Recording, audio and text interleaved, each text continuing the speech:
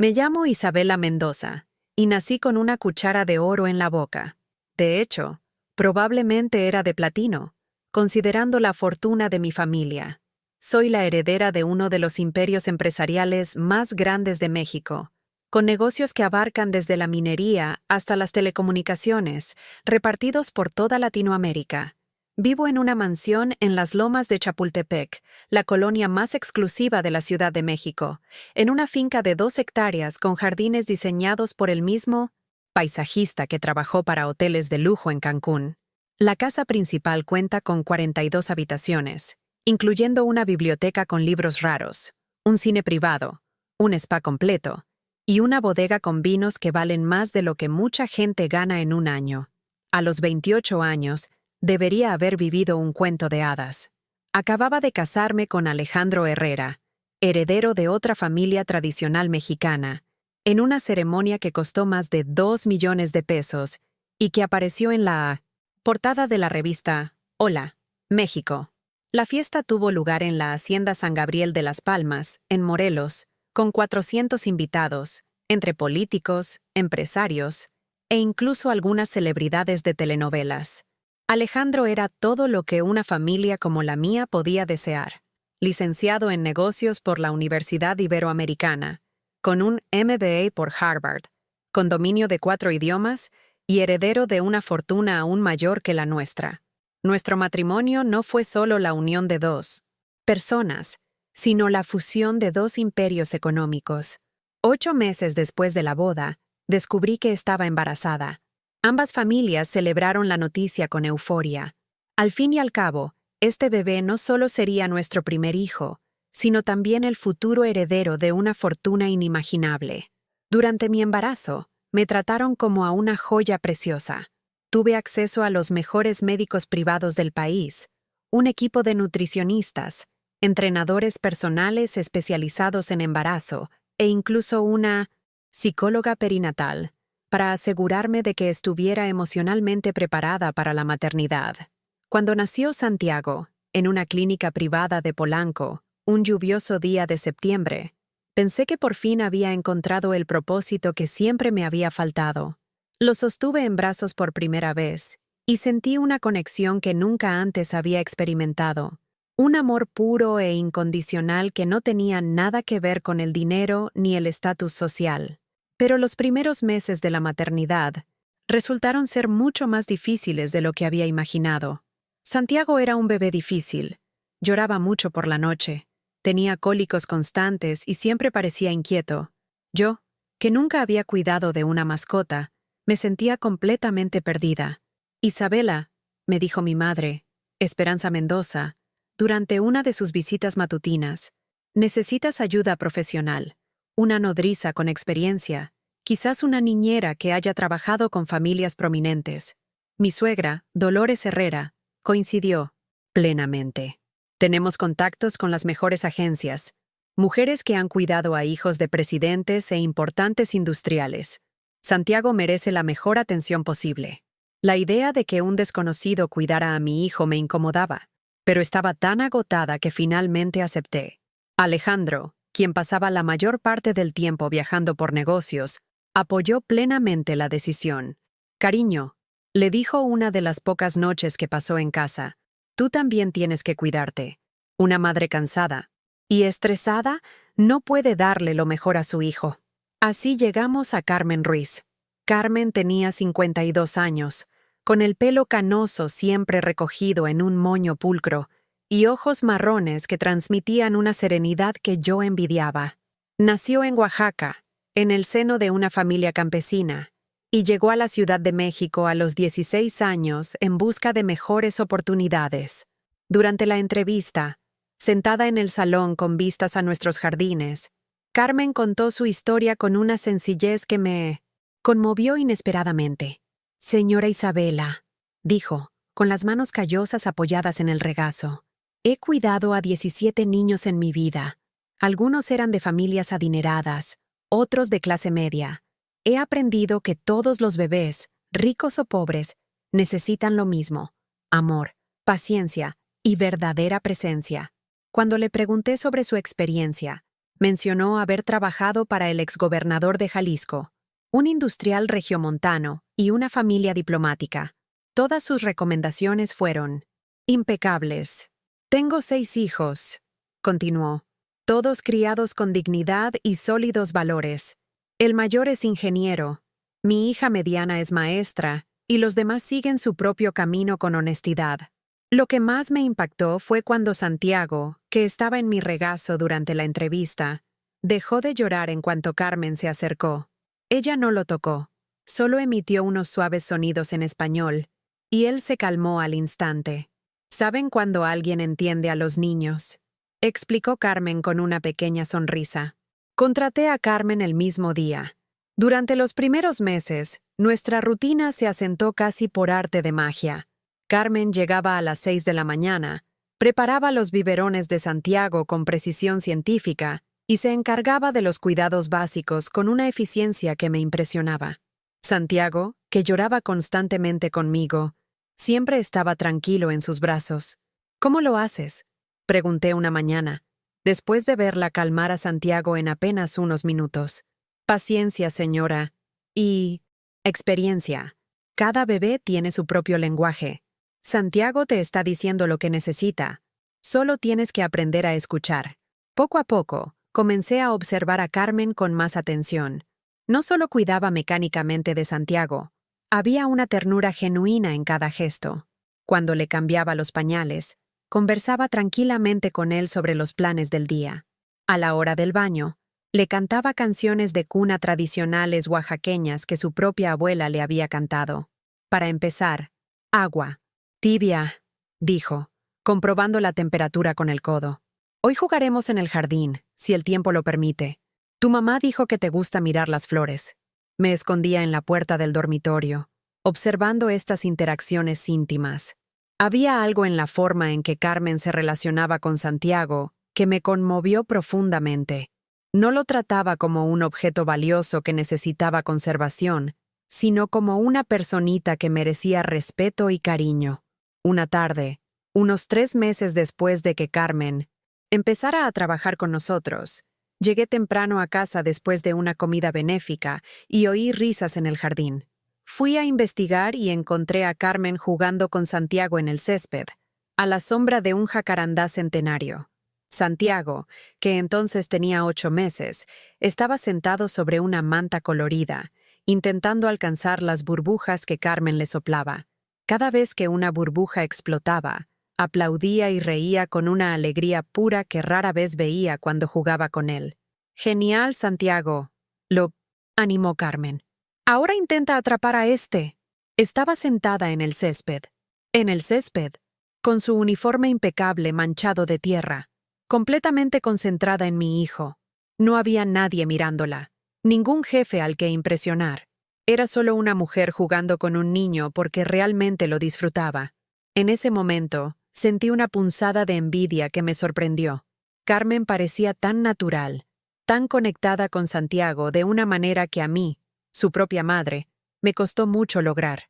Durante la cena, cuando Alejandro llegó de otro viaje de negocios, mencioné el episodio. Carmen es una auténtica entregada, comenté, removiendo la ensalada que había preparado nuestra cocinera. Hoy jugaba con Santiago en el jardín como si fuera su propio hijo. Alejandro levantó la vista de su teléfono celular, donde estaba revisando correos electrónicos. «Para eso te pagamos, ¿no? Para que lo cuides bien». Sí, pero había algo diferente. Parecía genuinamente feliz, como si cuidarlo fuera un placer, no solo un trabajo. «Isabela», suspiró Alejandro, «le estás dando demasiadas vueltas. Carmen es una profesional competente.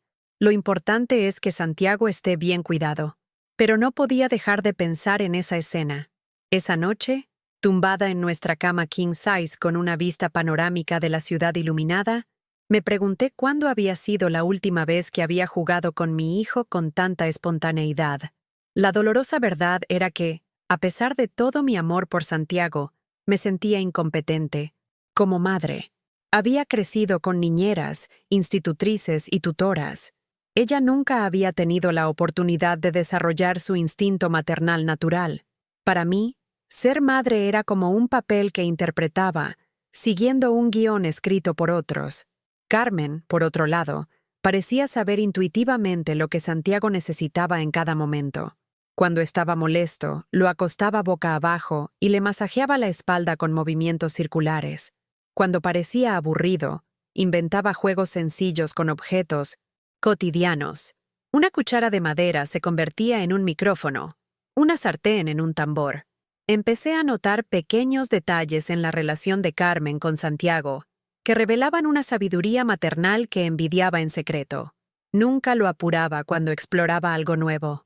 Si Santiago se fascinaba con una mariposa en el jardín, Carmen se sentaba pacientemente a su lado, observándola, susurrando pequeñas observaciones sobre los colores y el movimiento de sus alas. «Mira, Santiago», la oí decir una tarde mientras miraba por la ventana de la biblioteca, «la mariposa está bailando para ti. Qué suerte tenemos de ver este baile tan especial». Estas pequeñas interacciones me hicieron cuestionar mi propia perspectiva sobre la maternidad. Cuando jugaba con Santiago, siempre tenía un objetivo en mente: estimular su desarrollo motor, trabajar sus habilidades cognitivas y seguir las recomendaciones de los libros de pediatría que devoraba obsesivamente. Carmen simplemente estaba presente con él, y Santiago floreció bajo esa genuina atención. A los 9 meses, Santiago ya daba señales de que pronto intentaría caminar. Sus piernas se fortalecían y pasaba cada vez más tiempo apoyado en los muebles, moviéndose por el sofá o la mesa de centro. El pediatra privado que venía mensualmente a nuestro domicilio, el doctor Ricardo Vega, confirmó que Santiago estaba evolucionando perfectamente. «Es un niño muy sano», me aseguró durante nuestra última cita. «Probablemente dará sus primeros pasos en las próximas semanas. Es un momento emocionante». Esa noche, soñé con el momento en que Santiago daría sus primeros pasos. En mi imaginación, lo abrazaría, frente a Alejandro, quizás en presencia de sus abuelos. Sería un momento familiar perfecto, digno de ser fotografiado para nuestro álbum familiar. Nunca imaginé que la realidad sería completamente diferente a mi sueño. Capítulo 2. El momento que lo cambió todo era un martes de noviembre, una mañana particularmente hermosa en la Ciudad de México. El aire era limpio, algo inusual en la capital, y el sol se filtraba a raudales por los grandes ventanales de la sala principal, creando dibujos dorados en el suelo de mármol importado de Italia. Esa mañana tuve una reunión importante con la junta directiva de la Fundación Mendoza, nuestra organización filantrópica familiar. Estábamos planeando la gala benéfica anual que se celebraría en diciembre en el Hotel St. Regis, un evento que tradicionalmente recaudaba millones de pesos para causas educativas. Salí de casa a las 9 de la mañana, dejando a Santiago, ya de 10 meses, al cuidado de Carmen, como siempre. Estaba particularmente activo esa mañana, gateando por la casa con una energía que me hizo sonreír, incluso mientras me apresuraba a alcanzarlo. «Cuida bien a mi principito», le dijo a Carmen, besando a Santiago en la frente antes de irse. «Siempre la cuido, señora Isabela. Que tenga un buen día». La reunión en la fundación fue productiva, pero larga. Hablamos de los detalles del evento, desde la decoración floral hasta el menú de la cena, incluyendo la lista de invitados VIP, que incluía a empresarios, políticos y celebridades. Como siempre, cada detalle debía ser perfecto para mantener el prestigio de la familia Mendoza. Durante el almuerzo ejecutivo posterior a la reunión, recibí algunos mensajes de Carmen con fotos de Santiago jugando en el jardín, como solía hacer para tranquilizarme cuando estaba ausente por largos periodos. En las fotos, se le veía sentado en el césped, explorando hojas y flores con la curiosidad propia de su edad. Alrededor de las 2 de la tarde, decidí volver a casa temprano. La reunión había terminado antes de lo previsto, y sentí esa punzada de nostalgia que siempre me asaltaba cuando estaba fuera de Santiago más de unas horas. De regreso, en uno de nuestros Mercedes blindados con chofer privado, no dejaba de pensar en lo bonito que sería sorprender a Santiago llegando temprano a casa. Quizás podríamos pasar la tarde juntos en el jardín, O podría intentar enseñarle algunos de los juegos que Carmen siempre parecía inventar con tanta naturalidad.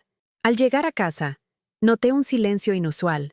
Normalmente, podía oír los sonidos de Santiago, sus balbuceos, risas o incluso llantos, desde el momento en que entraba. Ese día, solo había el suave silencio de una casa bien aislada. ¿Carmen?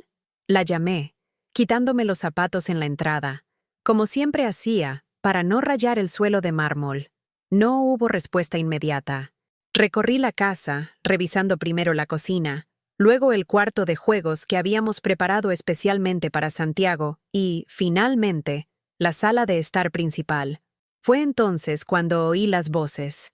Desde la sala principal, me llegaban los sonidos de una conversación en voz baja. La suave voz de Carmen se entremezclaba con el característico parloteo de Santiago. Pero había algo diferente en el tono de la conversación, una emoción contenida que me hizo acelerar el paso. Al acercarme a la entrada de la sala principal, pude distinguir lo que decía Carmen. «Vamos, mi amor. Tú puedes. Solo un paso más. Así es. Ven con la tía Carmen». Mi corazón empezó a latir más rápido. Había algo en su voz que sugería que algo especial estaba sucediendo. Me acerqué a la puerta con cuidado, en silencio, impulsado por una intensa curiosidad. Lo que vi cuando me paré en la entrada de la habitación me dejó completamente paralizado. Santiago se encontraba solo en medio de la gran sala principal. Le temblaban ligeramente las piernas por el esfuerzo de mantener el equilibrio, pero era evidente que estaba de pie sin ningún apoyo. A unos 2 metros de distancia, Carmen estaba arrodillada en el suelo de mármol, con los brazos extendidos hacia él. «Ven aquí, Santiago», lo animó, con una voz cargada de emoción que me conmovió profundamente. «Eres tan valiente. Ven caminando hacia mí». Y entonces sucedió. Santiago dio un paso, luego otro. Sus piernas, temblorosas pero decididas, se movían con una coordinación que parecía milagrosa. Extendió sus bracitos para mantener el equilibrio, y su expresión era de pura concentración mezclada con alegría. «Listo. Muy bien», exclamó Carmen animándolo con las manos. «2 pasos más. Tú puedes». Santiago dio 2 pasos más tambaleándose antes de arrojarse a los brazos abiertos de Carmen, quien lo saludó con una risa de pura alegría. «Lo hiciste. Lo lograste, mi hermosa niña. Tus primeros pasos». Ella lo abrazó con fuerza, haciéndolo girar entre sus brazos, mientras ambos reían. Santiago balbuceaba con entusiasmo, comprendiendo claramente que había hecho algo especial, aunque no comprendiera del todo qué. Me quedé en la entrada de la habitación, observando esta escena íntima, y sentí una compleja mezcla de emociones que me dejó casi mareado. Primero, fue una explosión de pura alegría maternal. Mi hijo había dado sus primeros pasos. Ese hito que todo padre espera con ansias por fin había llegado. Santiago estaba creciendo, desarrollándose, alcanzando este importante hito de desarrollo. Pero junto con la alegría llegó una punzada dolorosa de algo que me costó identificar. No era exactamente envidia ni celos, sino una profunda sensación de haber perdido algo irreversible. Los primeros pasos de mi hijo. El momento que soñé presenciar, que imaginé 1000 veces, que esperé capturar en una foto para atesorar por siempre, había sucedido sin mí. No solo sin mí, sino con Carmen. En sus manos amorosas, animada por su voz, alentadora, celebrada por sus cálidos abrazos, seguí observando, ahora escondida detrás del muro, como Carmen seguía celebrando con Santiago. «Vamos a enseñarle a tu mami cuando llegue a casa», dijo Carmen, poniendo a Santiago de nuevo en el suelo. «Practiquemos un poco más». Y volvieron a empezar. Carmen se alejó un poco más, y Santiago, ahora con más confianza, dio unos pasos más hacia ella. Cada paso se celebraba como una victoria individual. 1, 2, 3, 4 pasos. «Santiago, eres un campeón». Observé este encantador baile entre Carmen y mi hijo durante unos minutos más. Había algo en la forma en que interactuaba con él que era completamente diferente a todo lo que había presenciado antes. Carmen no se limitaba a supervisar a Santiago ni a cumplir con sus obligaciones profesionales. Estaba genuinamente orgullosa de él, genuinamente entusiasmada con su progreso y genuinamente comprometida con su desarrollo. Cuando Santiago tropezó y cayó suavemente al suelo de mármol, Carmen no se apresuró a sujetarlo de inmediato. En cambio, lo animó. «Está bien, mi amor. Todos caemos cuando aprendemos. Levántate y vuelve a intentarlo». Y Santiago, inspirado por su confianza, se levantó solo y dio unos pasos más. Fue en ese momento que una dolorosa revelación me golpeó como un puñetazo en el estómago. Carmen conocía a mi hijo mejor que yo. Sabía exactamente cómo animarlo sin ser sobreprotectora. Sabía cuándo necesitaba ayuda y cuándo un reto. Sabía cómo celebrar sus logros de una manera que lo motivara a esforzarse más. Yo, por mi parte, probablemente habría estado nervioso por sus tropiezos, habría corrido a apoyarlo ante cada señal de desequilibrio, habría convertido ese momento natural de aprendizaje en una fuente de ansiedad. Mientras procesaba estas emociones conflictivas, Santiago me vio en la entrada de la habitación. «¡Mamá!», arrulló, sonriendo y estirando sus bracitos hacia mí. Carmen se giró rápidamente, visiblemente sorprendida por mi llegada. «Señora, Isabela, no escuché que había llegado. Santiago acabó de dar sus primeros pasos». Estaba radiante, claramente esperando que compartiera su alegría. Sus ojos brillaban de genuino orgullo, como si Santiago fuera su propio hijo. «Lo hice», respondí, tratando de mantener mi voz neutral a pesar de la tormenta emocional que se desataba dentro de mí. Carmen recogió a Santiago y se acercó a mí. «¿Quiere que él camine hacia usted? Estoy seguro de que lo hará de nuevo». Había tanta anticipación en 1960.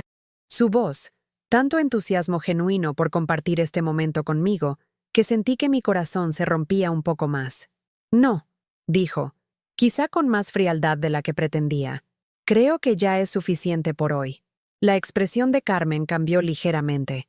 Vi un destello de confusión, quizá incluso de dolor, en sus ojos. «Claro, señora. Disculpe si nos pasamos. Estaba tan emocionada». «Está bien, Carmen. Solo, por favor, lleva a Santiago a su habitación. Necesito un momento». Carmen asintió. Presentía claramente que algo andaba mal, pero no entendía exactamente qué. Levantó a Santiago, quien seguía parloteando alegremente, ajeno a la tensión en el ambiente. «Vamos, Santiago. Es hora de jugar en tu habitación». Cuando salieron de la habitación, dejándome sola, finalmente permití que las lágrimas que había estado conteniendo fluyeran libremente. Me senté en el sofá italiano, donde Santiago se había apoyado para dar sus primeros pasos, y traté de procesar lo que acababa de suceder. Técnicamente, no había pasado nada malo. Carmen estaba haciendo exactamente lo que le pagaba por hacer: cuidar bien de mi hijo. Santiago había alcanzado un hito importante en su desarrollo, lo cual era motivo de celebración, pero emocionalmente, sentí como si algo fundamental se hubiera perdido para siempre. Los primeros pasos de un hijo son uno de esos momentos decisivos de la maternidad. Es un hito que los padres esperan con ansias, fotografiado, filmado, celebrado y recordado para siempre. Es un momento que tradicionalmente pertenece a los padres. Y yo había perdido. No solo perdido, sino reemplazado. Santiago había elegido dar sus primeros pasos por Carmen, no por mí. Su aliento lo había motivado. Sus abrazos lo habían celebrado, recordado en su memoria como el momento en que Carmen lo ayudó a alcanzar este hito.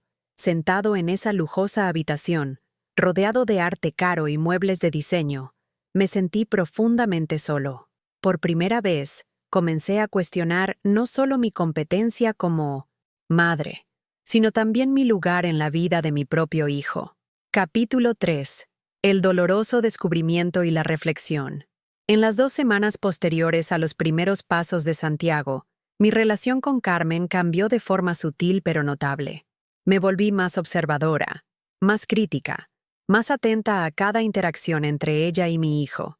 Empecé a llegar a casa temprano y sin avisar, con la esperanza de capturar momentos espontáneos que me ayudaran a comprender mejor la dinámica entre ellos. Lo que descubrí solo intensificó mi sensación de ser reemplazado gradualmente en la vida de mi propio hijo. Un jueves por la tarde, al llegar a casa, encontré a Carmen enseñándole a Santiago a comer solo en la cocina. Había colocado trocitos de fruta en una bandeja especial, y Santiago intentaba cogerlos con sus deditos, llevándoselos a la boca con la concentración típica de un bebé de 10 meses. Muy bien, Santiago, lo animó Carmen. Ahora prueba el plátano. Qué rico. Santiago imitó las expresiones faciales de Carmen, abriendo la boca cómicamente cuando ella dijo, Ambos rieron del chiste, creando un momento de pura conexión que me dejó, una vez más, en la posición de observador externo. ¿Qué tal tu día?, pregunté, sentándome a la mesa de la cocina. Genial, respondió Carmen con entusiasmo.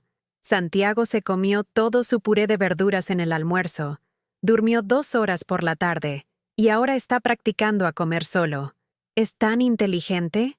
Observé a mi hijo, que parecía completamente a gusto con Carmen, balbuceando y sonriéndole como si fuera su persona favorita. Al verme, sonrió cortésmente.